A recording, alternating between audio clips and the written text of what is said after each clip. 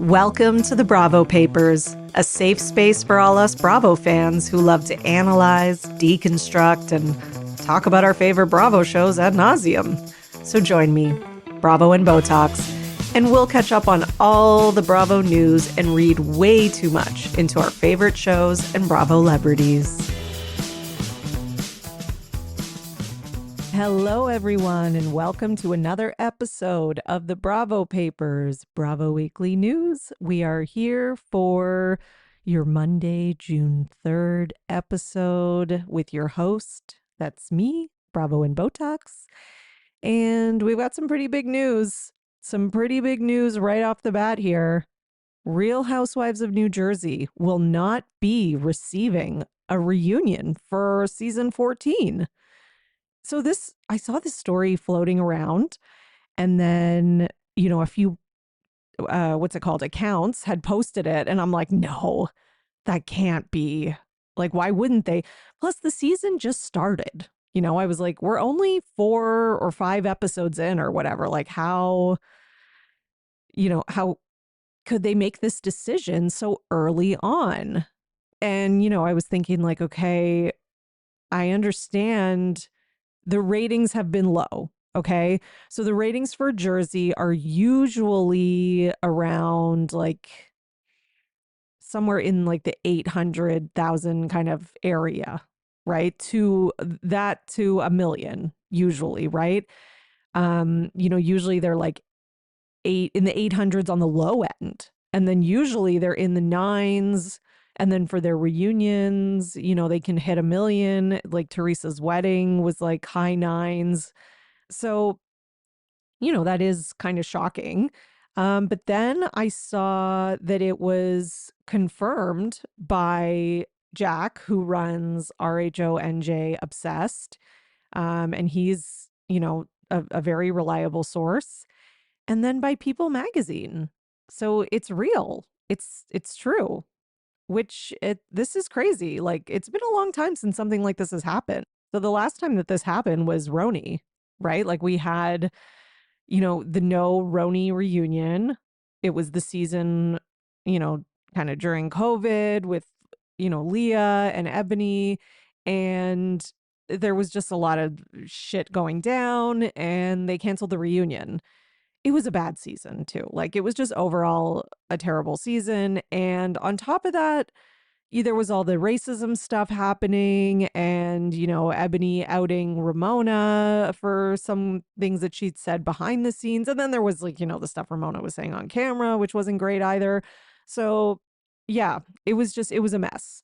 So I think everyone kind of understood for the most part why that reunion wasn't happening. However, I think a lot of people were still mad about it because people were like, well, it's kind of like they're protecting Ramona. Like, why doesn't she have to answer for the stuff that she said during the season? We needed a reunion. So, it's not helping them with their racist allegations against Bravo or Bravo not, defending its the people that they have on the shows, the people of color on the shows, like Bravo's not being there for them and supporting them. So there was all that. But, Bravo kind of did what they thought was best for them in terms of PR, which was just like cancel it, hope everyone stops talking about it eventually and just completely reboot it, which is exactly what they did. So have they had success with the reboot? It's still too early to tell. Like, I like the new RHONY, even though it's bad. So, I don't know. I don't think it's that, like, I didn't think the first season was very good, but somehow I got to a point where I loved hating on it. And I was like, okay, it is getting like some emotional reaction out of me. And I do feel like they have the legs to like grow it for next season. As long as like I just felt like I'm like, okay, I think the cast has learned things from this season, and I think that next season they'll do better. Like I think it has the potential, and it to me, like Housewives shows or any new Bravo show, they need at least 3 seasons to get it together, and I think you can't call it based on 2 seasons, which I guess they sometimes do which we'll get to later with Summer House Martha's Vineyard. But anyways, so yeah, we'll see with New York, but I think that maybe Bravo sees like the reboot is maybe going to pay off in the long run. And I don't know, maybe that's the road that they're going to go with New Jersey, right? Like they're looking at RHONJ as the example, right? And they're maybe taking some credence from that, because now we've got New Jersey that's having a terrible season. The ratings are way down. So as I was saying earlier, we know what they usually get, and now they're in like the 600s, which is like, it's very low. It's very low for New Jersey and for what they expect from New Jersey. So I think that's a big part of it. Now, the other thing that is part of it, according to the source, is that basically the reunion is meant to make resolutions. It's supposed to be, a path forward, people kind of making up so that you can go forward into a new season with new drama, new storylines, whatever. The source from People magazine says there's no path forward. The network is figuring out a quote unquote different concept for the ending. I mean, what other concept could there be? Like, you guys have been doing this for like 20 years almost. I don't see, just in terms of Housewives in general, I don't see what the new concept could possibly be. Besides, let's have a finale. Maybe the finale, like, we don't know what it is, but maybe the finale is just so final in terms of like these women, and this must be what it is, that they know for a fact that there's nowhere to go, right? So they know that, listen, whatever happened. The group is not willing to move forward, and that's it. So, I don't blame them. I think this is actually, like, I'm kind of happy about this because for a few reasons. First of all, this season is sucking so far. So let's just call a spade a spade. The season is not good so far. It's negative, it's repetitive, it's toxic, and not in like a fun, toxic way. That whole teams thing isn't really working. It's just the fun is not there. I do think some of the characters on the show are still having fun and bringing fun. Like Jen Fessler still kind of bringing fun and lightness. And, I think the characters who are dragging it down in terms of like the fun aspect is Marge and Rachel. Like, I think that those two specifically are, I don't know. They have like this like dark cloud hanging over them. And I'm not saying like the rest of the cast can't have that sometimes as well. They can, but they also still have like, I don't know, the rest of them still have like a lighter energy, right? And if you'd asked me like years ago about like the demise of New Jersey and who would be in charge of it, I probably would have blamed Melissa more. But I mean, Melissa's just Melissa-ing, I guess. The rest of them are just doing what they kind of always have done. And I feel like Marge and Rachel are bringing something kind of different to the table that's like taking it to a dark place, like a place of like, you cannot do this, you cannot do that, you cannot film with this person. And then it's like an argument on camera about who you can and can't film with. That is a little much. Like, we've never really had that before. And to me, that's ruining the show. Like, it's one thing if, like, I even feel like it's one thing if Melissa and Teresa don't want to film or interact. Everyone thought that would be the problem and that would be what would ruin the season, but it's actually not. Like, it's actually, to me, it's not even really taking up that much space on the show. What's taking up the space is Marge and Rachel, and they're like just overdoing it with this stuff, whether it's towards Jackie or Jen Fessler or whatever. It seems it's overtaking it. It's not good. So yeah, I do think that the show needs some kind of reboot. The show needs to be rejigged, or, it needs to be just completely started over again. Like, maybe they need to pull a RHONJ. I won't be surprised if they do. And I also won't be surprised if on the other side, they just fire half the cast and, keep 2 or 3 and build it around them and new friends. That could be what needs to happen. One of those two options is what needs to happen. So, yeah, it's a bad sign. And I guarantee you that there are people on this New Jersey cast right now who are seriously panicking about not having a reunion because a lot of times for them, the reunion is the audition for going forward. The reunion is the like, let me prove that my side is like the stronger, better side and that we can be the ones to have the show. But I feel like maybe Bravo's already made a decision about that. So there's no reunion auditioning that's going to be happening. So speaking of that, there's also all the stuff about bloggers, okay, which I'm not going to get into all that right now, but there's all this stuff going on online. And at the end of the day, we need I don't know, Bravo needs to work something into the contracts, no more like buying gifts for bloggers or content creators or like giving them tea or giving them like it needs to be like if you're giving them your password to see screeners and this kind of shit, if they get caught doing that, they need to be fired. Like there needs to be strict regulations and the whole social media aspect needs to not be part of the show. Okay. That's it. Period. Okay. So let's talk about what Jackie has said to me. Like Jackie and Jen Fessler are kind of the only ones that I'll listen to at this point in terms of like what they say. Again, I understand that people may think that Jackie's on a certain side or Fessler's going to a certain. I think that everything that they say that I see in interviews seems reasonable and normal, and that's it. Okay. And I can somewhat trust them or what they're putting out. So Jackie says that basically Marge wanted Jackie and Fessler to quit if Louis returned to the show. So do I believe this? Yes, I do.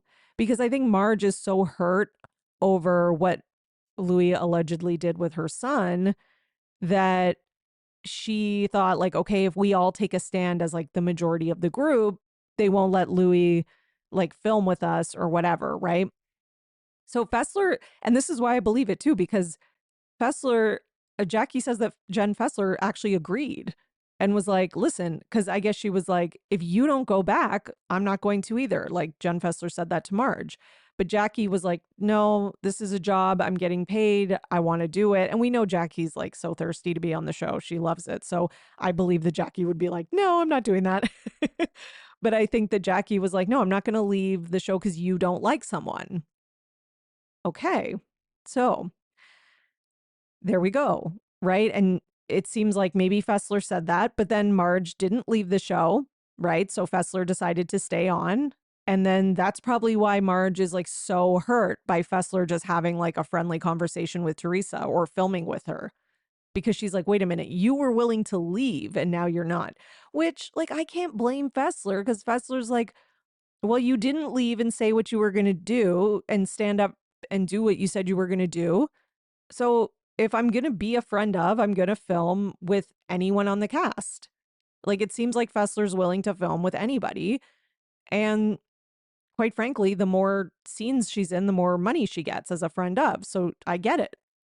So again, this is what I'm saying. Like I feel like Marge is creating a lot of these like, she's trying to create these rules about filming and not filming, which is a big mistake. If you want if we're just talking strategically here, if you want your team to win, you've got to play it like, oh, I'm fine with you being friends with anybody. I would never try to control who you're friends with, even if you don't really mean that. Like, that's how Teresa's playing it. Like, she's like, no, I'm not going to tell you who to not be friends with. Does Teresa really feel that way inside? Probably not. Right. And she's probably going to be like watching, but she's going to say that for the camera.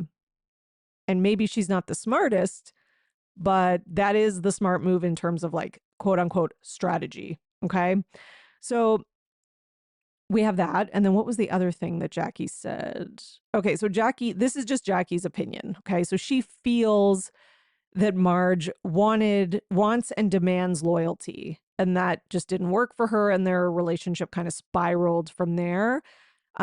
Jackie also says that she started kind of distancing herself just from hanging out with Marge as much. And Marge took that as like, disloyalty. And then that's how their whole break in their friendship kind of started, which I can see that. Okay, so New Jersey is just always a mess. Let's go to Summer House. So there is some Summer House news because some clips of the after show have been floating around, and it's, I think, really shaking people in terms of the finale. We all watched the finale, and I think one thing that everyone can agree on, no matter whose side that you're on in the whole Carl and Lindsay of it all, seeing the girls all come together for Lindsay, even though they haven't always liked each other and they don't always get along, seeing them just come together to support each other was, a beautiful thing. And I think now seeing some clips of the after show, people are feeling like, okay, maybe not so much. Maybe it wasn't as like girl power-ish as we thought. So basically, Lindsay posted this whole like thank you message about like her and the girls at the end of the season and how much it meant to her. So she posted a picture of her and all the girls from Summer House. And it's a pretty long post, but I'm just going to read the part she wrote about the girls. So she said, I've said it in different interviews the past few months, but I felt it all over again watching the finale. I truly appreciate having these girls and their support last summer, especially the last 2 weeks when things were really confusing and frustrating in my relationship and nothing made sense. Okay. So soon after that, the clip started floating around from the after show. And basically, there's one with Paige, and she's saying in it that Lindsay wasn't really broken up with. So I guess Paige is buying into Carl's like, oh, I was going there to like, postpone the wedding or call off the wedding, but I didn't want to break up with her, I think, or something like that. I think that's what she means. So Lindsay responded and was like, so now he didn't break up with me. This is sad to hear because obviously in the after show, they're filmed in little like twosomes and Paige was with Sierra. So yeah, so that was Lindsay's response on, I guess that was her comment on an Instagram post with that clip of Paige saying that, which if you want more about that, I am going to be covering the after show on my Patreon. It's patreon.com/Bravo and Botox. I've been doing all the Summer House after shows, and I just finished my notes for this one and for the finale. And my lord, there is some good stuff in there.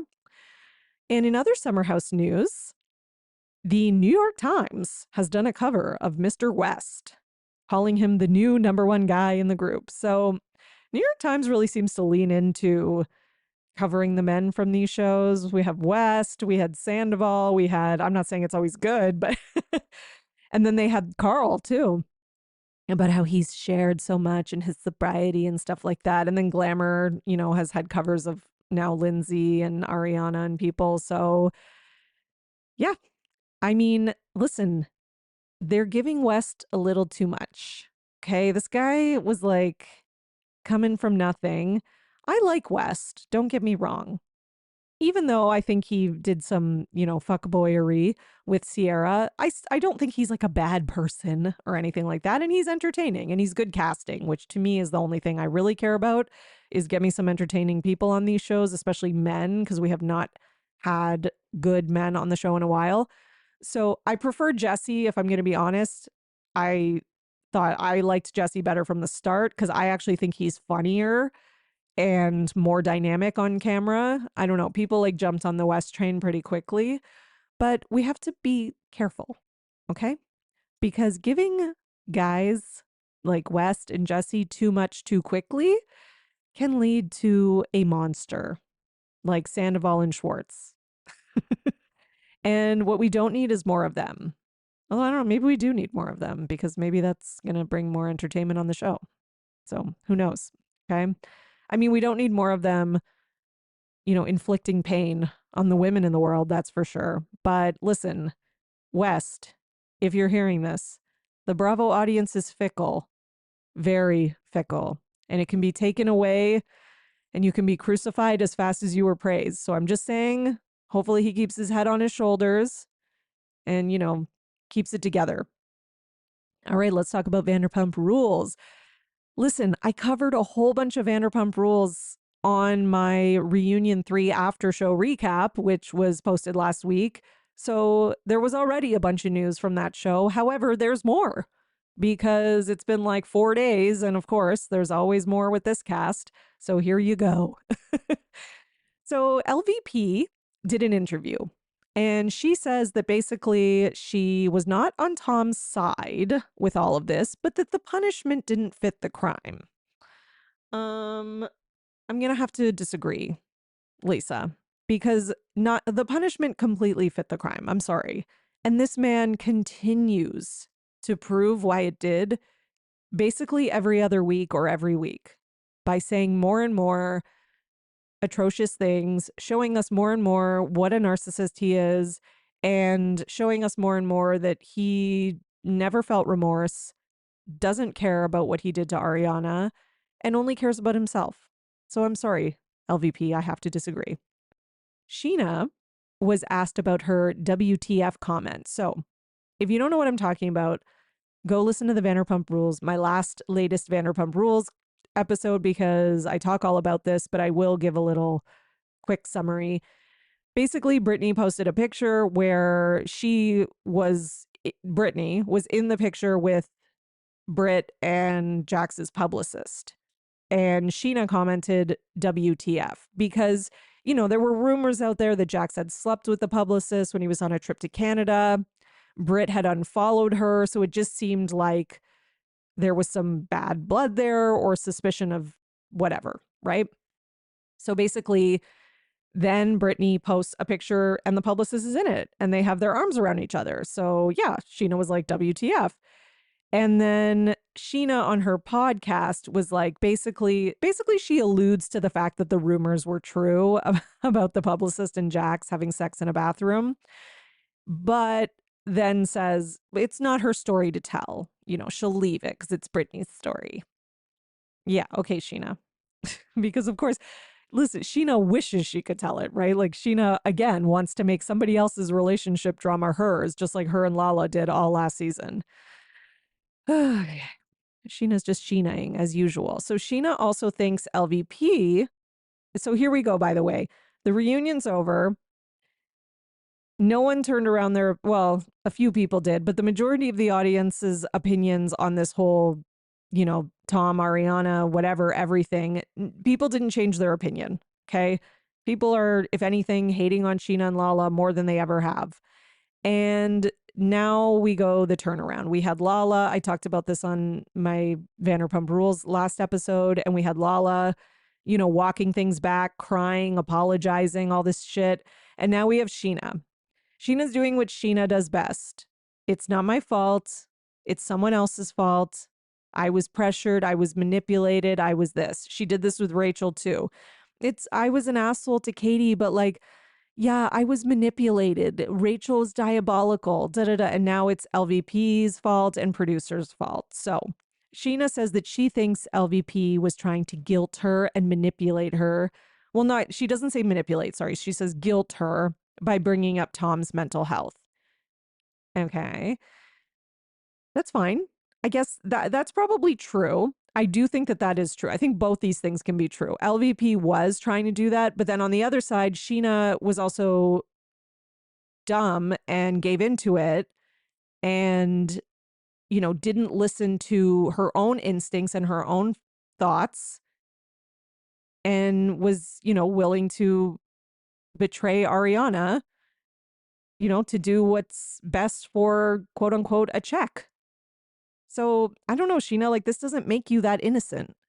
Anyways, and it also doesn't account for all the little like, jealous confessionals and comments that you made about Dancing with the Stars, etc. Like it really doesn't make up for all that. But you can tell Sheena's trying. She also says that Ariana, so again, it's Ariana's fault too, by the way, guys. So Ariana refused to help her figure out what to do about Tom Sandoval. Therefore, she had to figure it out herself, which meant checking in on him and having combos with him. What?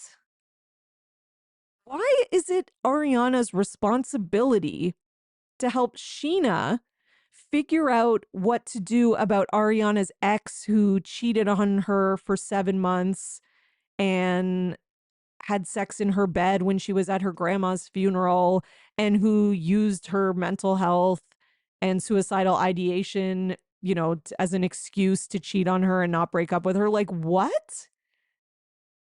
It makes no sense. And it's very obnoxious. So I'm just sitting here thinking, like, so now this is like, okay, sorry, I can't even gather my thoughts because this is so infuriating. So it's like, Sheena had no one else to go to for advice about how to handle things with Tom Sandoval. Like, why is Ariana the only person that you can talk to about this? And what was Ariana going to do about it? Why is his mental health and all, like, why is that her responsibility? Like, if you really think this is true, get some professionals. You think his ex, who's pissed at him, is the best person to deal with this? Like, give me a break. Okay, so this is her excuse for checking in on Tom and having conversations with him. So it's bullshit, basically. On the after show of Vanderpump Rules, I actually didn't talk about this on my after show recap because most of the after show was fluff. So instead I talked about the news and what was the other thing? And my thoughts on the third part of the reunion. Oh, yes. And then I also did a recap of the Secrets Revealed episode because there were some juicy tidbits in there. So check that out, by the way. Should be on your feed.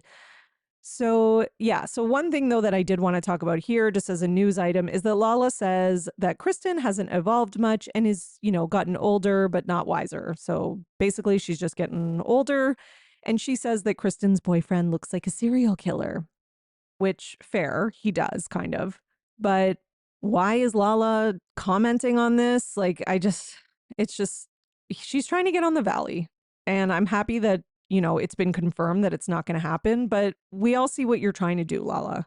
She's trying to start beef with as many people as possible, including Brittany, including Kristen, all of them, to secure her role. Because we've seen that everything Lala does, all her opinions, all her shade, all her everything, we've learned none of it's authentic.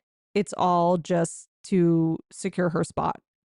And that's what's kind of making her not a good reality star and just awful to watch. Okay, so let's go to our last Vanderpump Rules news item is about Chef Penny. And Chef Penny has some things to say about something about her. So I'm going to read you the quote. She says, "This is not what I put together. This is not the vision that I had for this place. People wanted something spectacular. The sandwiches sound sexy, but unfortunately look underwhelming. Keeping the business going will be challenging. At some point, the fans will realize that the only person they will see at the shop is Terry, Katie's mom. It's a once and done kind of place. It's not a business that can be scaled. Unfortunately, their overhead is going to be too high and they can't make enough product." Wow. That was intense. So okay, let's start with the beginning. This is not what I put together. This is not the vision that I had for this place.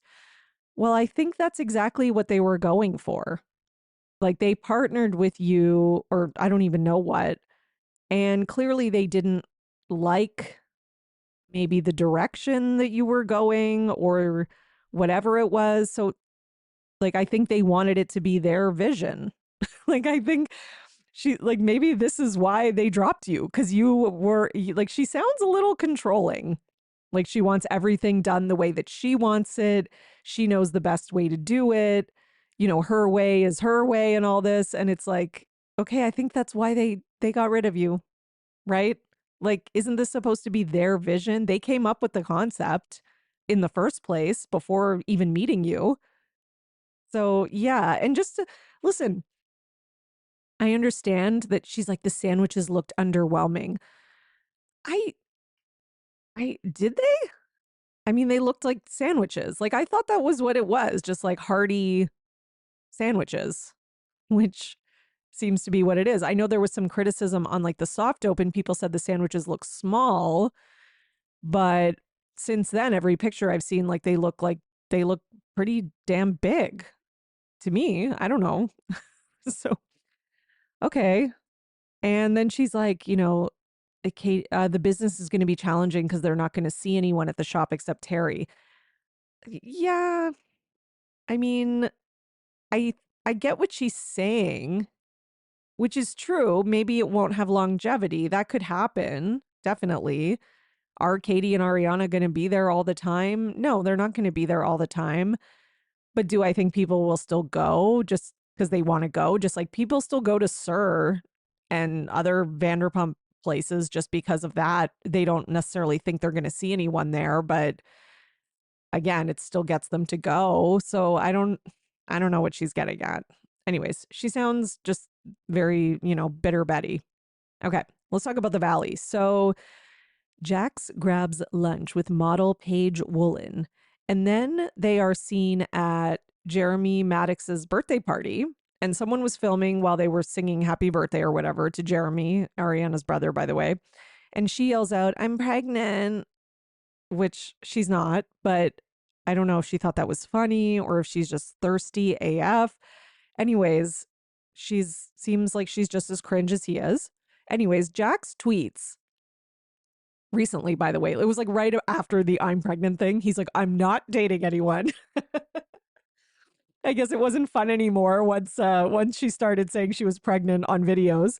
Jax is like, "I'm not dating anyone, and I wish you all knew the full story of this situation. It's not what you think." And then he puts a sad face emoji. And then on his podcast, he says he's not dating anyone, but him and Brittany are separated and they're on the same page. Whatever that means. So I guess that they can see other people. Anyways, he's like, "We were just hanging out. We just went to have lunch." I'm like, okay, so you're sleeping together and you're just not official. That's what you're saying. Like, don't act like you invited her to a birthday party. You had your arm around her. Like, let's not act like you are dating. Like, yes, maybe you're not official, but you did go on dates. That is dating. Okay. And I guarantee you it's not because he's like, "Oh, I love her personality." All right. So Brittany also seemingly responded to like the pictures of him and this girl because she put up this like inspirational quote on her Instagram story that said, "Girl, you have no idea how amazing life is about to get for you. Stay focused and trust the process." And then someone posted like basically on their Instagram story about how they were watching The Valley with a friend who I guess is not familiar with Jax, who was like so shocked by Jax's behavior, and they tagged Brittany in it. So Brittany reposted it and said, "Thank you. And just imagine what I've been behind through closed doors." Yeah. Again, it can be hard to feel bad for Brittany, because it just seemed like she knew what she was getting into with Jax and like she didn't really care because well, not that she didn't care, but that she just wanted to be on the show so badly and just like, was so like, "Oh, look at the fame. And now I'm on TV and all these people like me and I have this cool group of friends." Like, it's just, it's tough. It's tough to really have as much sympathy for her as I think maybe we should. But that being said, I do still have some sympathy for her because, I do think that Jax does that. Like, "I'm reinventing myself," and like literally pretending he's actually becoming a different person. And I do think that she fell for it a little bit. But to what degree, I don't know. Maybe I'm totally wrong. All right. So Brittany also sent out an Instagram story message basically telling fans to stop saying things about her son, Cruz, which I'm with her.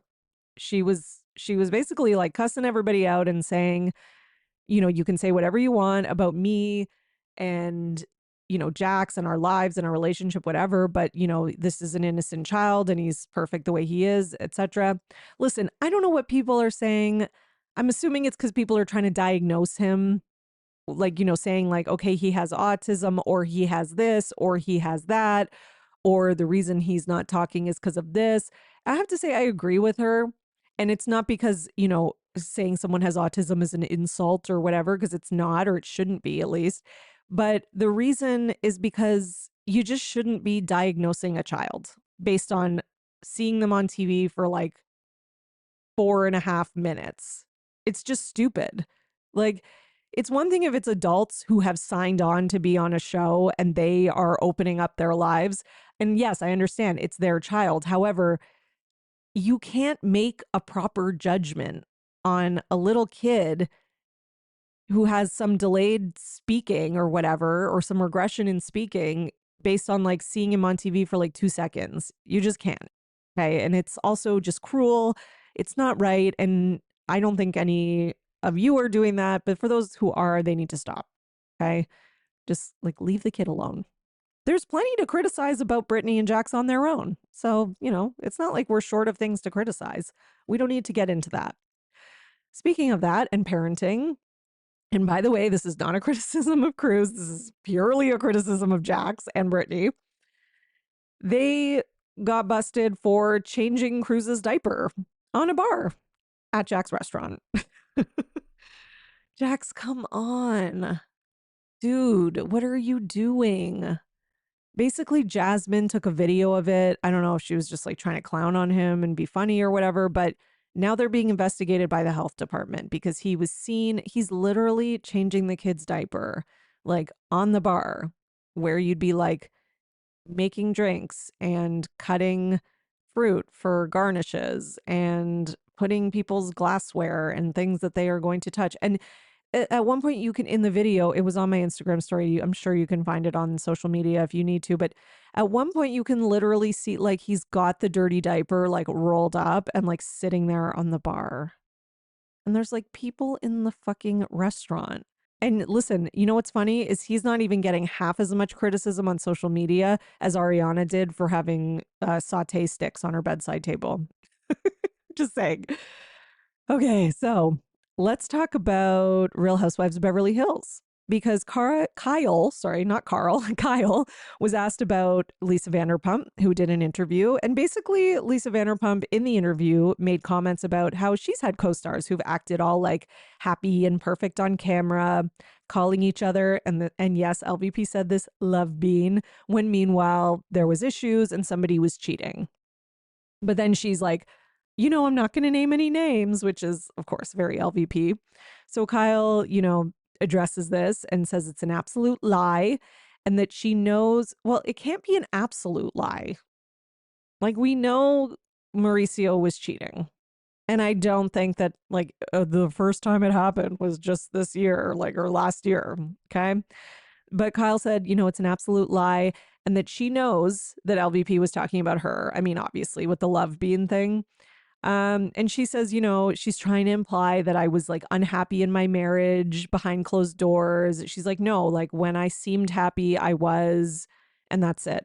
Which I believe her somewhat. Like, I think for some of the time she was happy, even if she suspected cheating but didn't have proof. Like, I think she could live in that kind of like delusion and denial happily for a while. But I do think that there were times where she wasn't happy, where, the clues were a little too much to deny, especially in the recent years. And I do think that, there is some truth to what LVP's saying about like her pretending things were better than they were. I just really think that. So yeah, the never ending feud between Kyle and LVP continues. All right. In Real Housewives of Atlanta news, Portia Williams files emergency order demanding permission to film in Simon Gobadia's mansion for Real Housewives of Atlanta. So, listen, this has been going and going, and the season has not even wrapped filming. We've not even started the new season of Atlanta, and I am kind of getting sick of Portia and Simon. It's a lot. Like, it's just a lot. Like, they're getting to like, I don't know. They're not at this phase, but they're getting to like the Kim and Croy kind of area where it's like so oversaturated with their issues and a new thing every week or every other day that it's like, oh God, right? It's like, okay, can you guys just get divorced now? But anyways, so she's still trying to film in his mansion. And, Simon has been doing everything he can to block her from filming there. He doesn't want, like, he's trying to make her life difficult, right? This is what an ex like him does. He's trying to make her life as difficult as possible. And, she's like, no, we were married. I lived here. I have a right to film here or whatever. I have a right to the marital home. And she's fighting back. So I guess we're going to see, because we will know when we see how much of the house is on the new season. So we will see. I hope that it's on. I hope she gets to film in it because I want to see it. I'm just curious now. I didn't really care to see it that much before. Now I want to see it. Okay. And we, by the way, have confirmation for the new Real Housewives of Potomac cast. So, we knew about the firings and stuff like that, but now we officially know that the cast is going to be full-time. Giselle, Karen, Ashley, Mia, Wendy, and then new girls, Stacy and Jassy. I think I'm saying that right. If I'm not, I'm sorry. And there are going to be two friends of Kiarna Stewart, which I was surprised about because I thought she was full-time. I thought I saw online that she was full-time. Maybe she was meant to be and then she didn't bring it enough, so they demoted her. That can happen. And Jacqueline Blake, which I'm very happy about. That is Mia's bestie. And I just feel like they have such a history, and with everything that's happened between them, I wanted them to be friends again. And I hope that they are. And I just think they have such an interesting friendship and dynamic and history. I'm happy Jacqueline's going to be on the show. So our next story, I need to give a big trigger warning.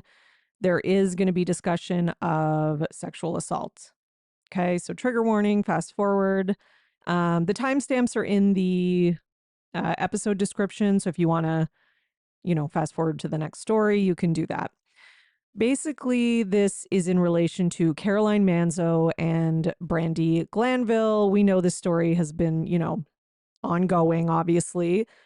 So there's been some, detail. There was details before in the lawsuit and the court documents that I think I went over on this show. But new details have come out and have been, I think it was entertainment. Okay, I'm not going to speak on it because I can't remember what publication it was, but basically there's, quotes from Caroline Manzo about exactly what happened. So what she says is that Brandi Glanville was forcibly rubbing her vagina on Caroline. She was also forcibly fondling Caroline's vagina and was locking her in the bathroom at one point, trying to kiss Caroline and kissing her, without her consent, obviously, all of this. And this was all during filming. And Caroline says that producers continued filming and says that, they saw that she was in distress, but they just kept filming, which this is the thing that I'm a little confused about. Only I am believing Caroline. The only thing I'm confused about is the bathroom part, because I'm like, okay, was some of this happening before they went into the bathroom or after they came out, or was it all in the bathroom? So I would need, I think, just to make the timeline clear, because I think it sounds like there was some of it happening before they even went into the bathroom. There was a couch or something, if I recall, and then they went in there and Brandi wasn't letting her out. So, by the way, Brandi denies all of this, and this is all alleged. So allegedly. And Brandi says that none of this happened, that it's not true, and that, she has no history of this kind of stuff, and she would never do that. And then she also kind of added, she was went on the show, did what producers told her to do, which I'm like, okay, is that you putting in a little excuse in case it does come out and you did do this? I trying to blame producers. I don't know. Not that I'm saying producers don't deserve some blame. There's plenty of blame to go around here. But anyway, Caroline says that producers forced her to relive this in their confessional interviews to, create more drama for the show. So I don't know. This is what I think happened. I think that this did happen. And I think that Brandi and maybe some of the other women just didn't see it for what it was. I think they were thinking of it as just a big joke of oh, Brandi gets drunk and she's a little too handsy. And I think producers, for some weird reason, were seeing it that way as well. Again, I'm not excusing it. I'm just saying this is maybe what happened. And they just thought it was a funny girls trip moment. Like, oh, look at these girls being drunk and like, they think they're so funny, or they all get all horny and all over each other. Like, I could see maybe some of the producers having that viewpoint, which again is not right. And then, so that's why they would even bring it up again in a confessional and ask her about it. Here's the thing is though, all this is on camera. So I feel like, I don't know, like, shouldn't there be, criminal charges? Like, from what I know, Caroline has, I think, sued them all. But I would think that if there's criminal charges, then, the court would at least be able to see the footage.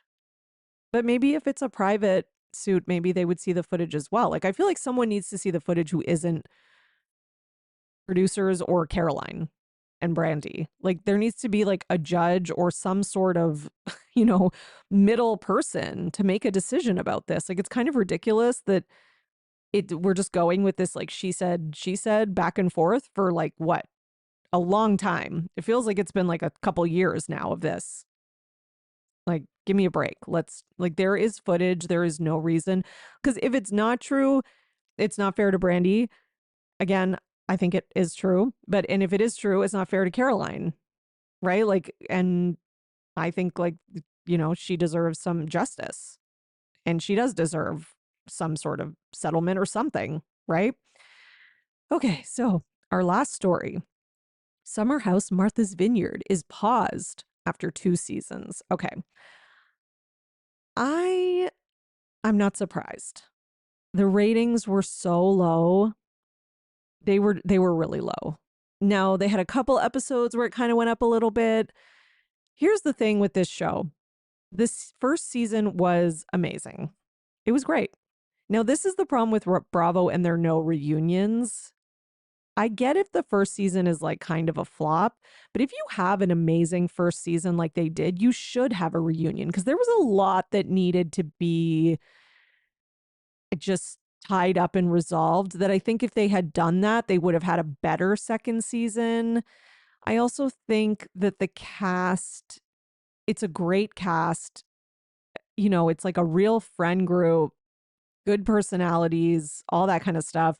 However, they're a little too aware. Like, I don't know. They're a little too aware of like how they can come off on camera. They're a little too aware of just like what's kind of like in terms of like in terms of talking points on social media. Like, they all very much use this like therapy talk. Like, I hear you, but now I need to share my feelings. Like, they use a lot of that. And it's like, this is, not a popular opinion I'm about to say, but you need more people like Bria, because she's not as self-aware. She pops off, and she's, she does apologize and stuff eventually, but then she just will go crazy again. You almost need more of that, because you need more. I don't mean like her personality. I mean, you need more people like her who don't have the ability to change for the camera, and who just are who they are.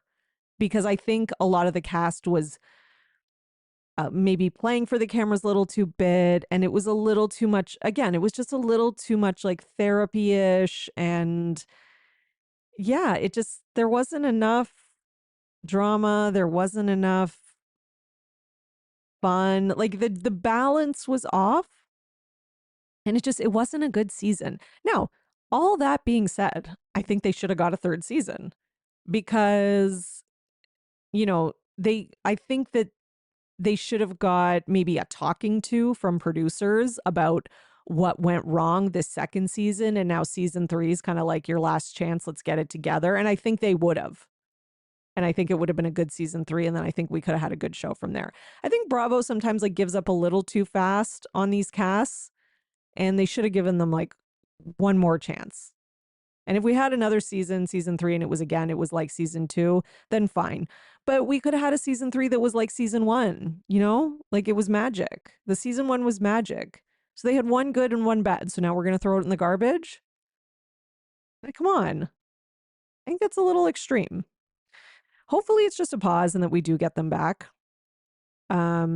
Speaking of that, can we have some family karma? Like, we need more shows that have the authentic groups. That's one thing that I'm pissed about, is like, we need the shows that have authentic friend or family groups where we are really seeing their lives. We're seeing their lives, their culture, their, the intricacies of their relationships. Like, we need more of that. Okay. Oh, man. It's tough. It's tough because, I really liked the first season and I wanted them to keep going, but it's not over till it's over. So let's keep hoping. All right, everyone. So thank you so much for tuning in, and you are now in the know for everything Bravo. See you next time. Thanks for listening, everyone. Your support really means everything to me, and this show wouldn't be possible without you, the listeners. So please, if you enjoy the podcast, leave a 5-star rating and subscribe so you don't miss an episode. For more, you can join my Patreon, patreon.com/Bravo and And for $5 a month, you'll get 4 extra podcast episodes a month. You'll also get early releases of Bravo Paper episodes and more. Please also subscribe to my YouTube channel at The Bravo Papers and follow me on Twitter, Instagram, at Bravo and Botox, and at The Bravo Papers. If you'd like to buy me a coffee, you can at buymeacoffee.com/Bravo and Botox. Send your love through some much needed caffeine. And any guest that was on today's episode will be in the show notes, all their social media and contact information. So thank you so much, everyone. Keep overanalyzing Bravo.